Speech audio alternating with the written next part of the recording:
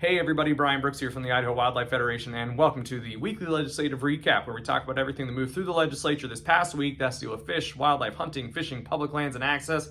And we try to talk about as fast as possible so that you can get to enjoying your weekend. It was the second week of the Idaho legislature, and it was a busy one because we had to testify twice on Tuesday and Thursday in the House Ag and Senate Ag committees on chronic wasting disease testing requirements for private elk farms. So the first part of the legislature typically deals with passing rules.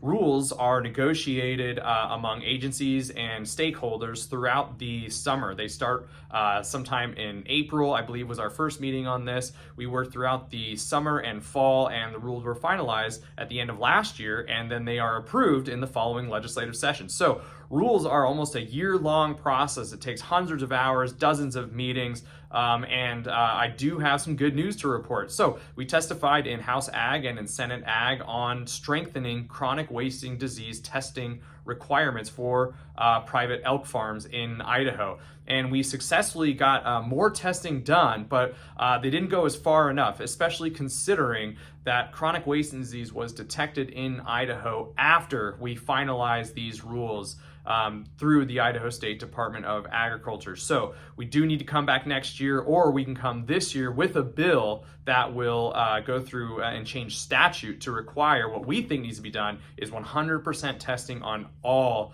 cervids, which is imported elk mostly in Idaho, but we also have reindeer in this state and fallow deer. Or at least those are legal in this state. So we believe we are leaving the door open. Even with these rules, they're a step in the right direction. The changes were this. Previously, you only had to test about 10% of animals that were harvested. We have increased that to 100% if the animals were imported from a facility in another state that had a positive CWD test within 25 miles of that facility. That is still leaving the door open because even if you import an animal that's clean of CWD, we have animals in Idaho, wild animals that get into captive farms. We have captive animals getting out there. We have plenty of evidence. We presented this to the Department of Agriculture.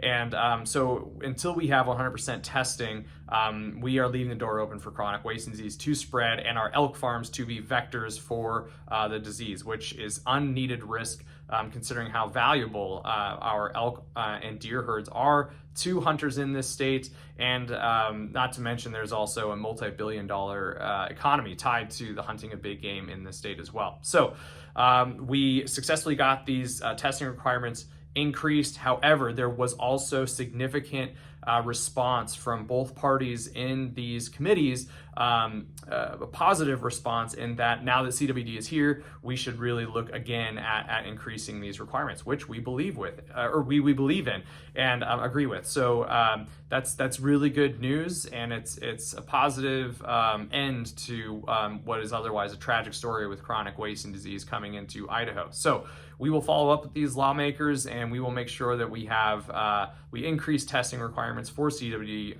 as we progress. So more to come on that in the future. That could look like more rule changes, or it could look like a bill. We're going to meet with lawmakers, and we will get back to you. So that is it for this week. Aside from CWD, rather slow, nothing else coming down the pipeline.